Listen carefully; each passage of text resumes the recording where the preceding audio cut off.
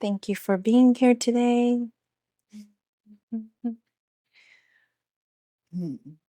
I've felt called to speak to you about of having the warrior spirit, um, and kind of relaying it to you as best as I can from kind of like the Aikido martial art format. Um, Something that you were just speaking about earlier with resistance and the suffering that is out there. There are kind of three ways that you can approach a situation. Um, and one of the three ways martially is just stepping off the line. So if something is coming at you, you step off the line. And the second way would be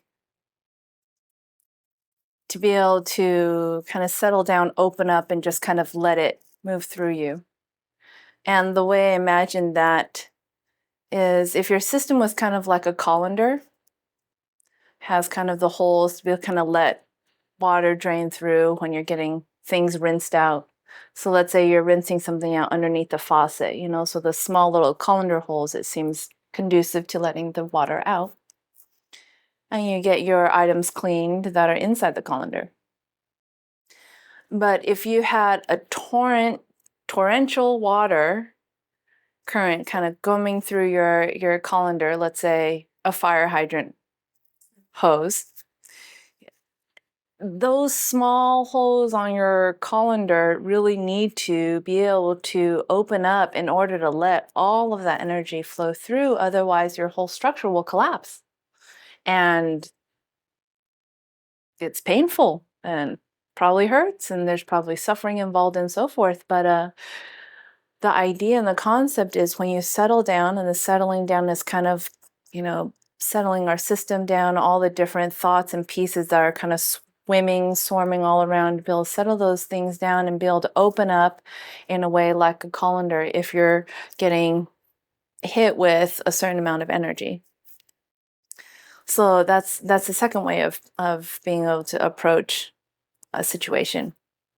And the third way, actually, there is a fourth way, but the third way is engaging with the situation in the form of kind of a connection. So once there's a connection that's made, then kind of moving with it, dancing with it, if you will, and maybe something will come of it, some result.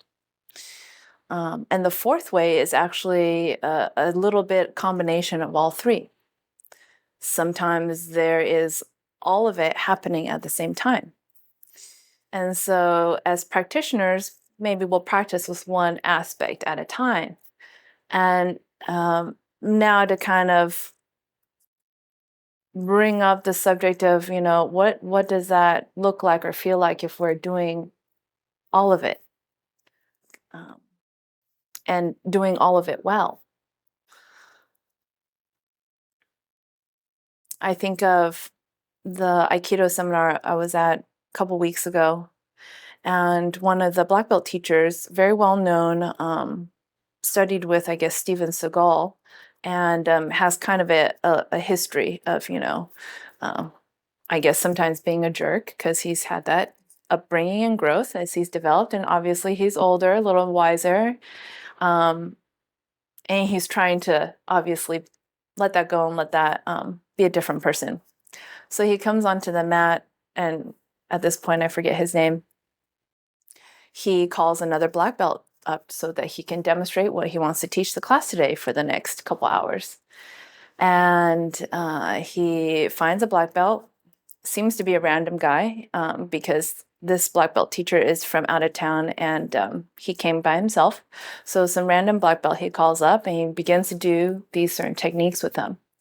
But every time he is about to throw this black belt, you can see the black belt kind of quiver and kind of go into the animalistic part in our brain, the fight or flight. And you see his system kind of collapse and kind of go into a flight, like, oh, should I be here? And so much so that the teacher even commented on that. He's like, I'm not that big bad monster that everyone says that I am. It's okay. Don't have to freak out. And the black belt's like, oh, okay, okay. And it's interesting because in Aikido and in life in general, and the practice that we do, because we work with energies, there's a lot of seeing that can happen that's not just physical. There's a felt sense of seeing. There's a hearing sense of seeing. There's all these different ways of seeing that we can see with our system. And I imagine kind of in the martial arts format, when you are working with your partner and you have that fear sense of fight or flight come up, the other partner sees that. Not in the physical eyes, but they will feel it in a certain way. Maybe a muscle tenses, maybe something happens, maybe there's a withdrawal or something. And it's kind of like the Predator movie, the seeing isn't with physical eyes, but that becomes your heat signature. And then that's how they seek you out, kind of based on the fear of when you are wanting to contract and withdraw. Otherwise, the opposing, fear signature of like the fight, and then the muscles start tensing up and you start kind of bulging, ready to do something. Those are all, if you will, heat signatures that you're giving off. And in like the Predator movie, that's how things, predators, if you will be able to see you. And so it was interesting to watch how after a few of the demonstrations with the teacher and the black belt, we go and practice. And then it was time to do another demonstration. And the teacher looks around, and normally the black belts are kind of in the front row, ready to be called up to be used as demonstrators. And he couldn't find his guy. He's like, where did he go? And he literally sat himself behind another person hiding. He was hiding. And everyone turned around because they knew what he looked like. They saw him demonstrate. So they all looked back to see where he was. And he's like kind of cowering. And he's like, oh. And the teacher's like, no, I want you again up here. I want you to practice. I want you to work with that aspect of fear that is somehow coming up with this specific teacher. And I just thought it was brilliant because, how many times in our lives where whatever situation, whether it's driving or doing some kind of grocery, you have this, intent and really wanting to be a smooth, insertion and execution. You can leave and, not kind of get tangled up in anything. But that's absolutely not how life works. Absolutely. And, sometimes you go to the grocery stores and then some drama that gets played out, and then it happens to be right next to you. And the next thing you know, you're pulled into it. And the whole time you're like, wait, you had so much resistance towards it in the beginning because you wanted this very clean concept of going to the grocery store, getting your stuff and leaving, kind of like a warrior / invisible, I don't know what it is, what to call it, but that aspect that we may call and name it as a warrior is actually not so much this aversion or resistance to kind of interactions with human beings or others. It's really about being okay with embracing in an acceptance way, and being at peace with whatever it is that arises. So if you do need to kind of, whatever is coming at you, whatever the situation calls for, to not put out that heat signature that all of a sudden, you really don't want drama that day, and you're next thing you know, the lady that, has all those like prickly hooks around her, you're like, oh no. And then she's hooked on you and you're having conversation, you're like, and you go into your head in the story about that. Instead of doing that, maybe being like, oh, that's interesting. She's having a drama. Oh yeah, I see those hooks, and not having any kind of resistance, aversion, or heat signature. And then you notice that they just go off and go about their day, and maybe they go hook onto someone else, and you watch that, and you're like, okay, not Maybe sometimes you'll, in the beginning, go, "Whew, that was a close one." But eventually you get to a place where you're like, "Oh, that's interesting. Oh, okay." And be able to maneuver through your life and the world with a truer sense of a warrior spirit, because a warrior spirit isn't about being aggressive or fighting. I think the deeper level of that through your training is love and acceptance and having peace around that, and to be able to have that kind of feeling and love and vulnerability is very scary for oneself to kind of discover. That vulnerability feels like you want to protect it and be really masculine around it or something. Yeah, I don't know. Questions, thoughts, comments? I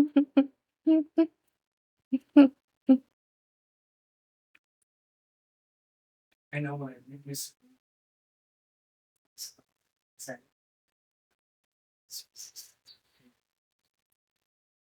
We see it so, and so we recognize ourselves in that.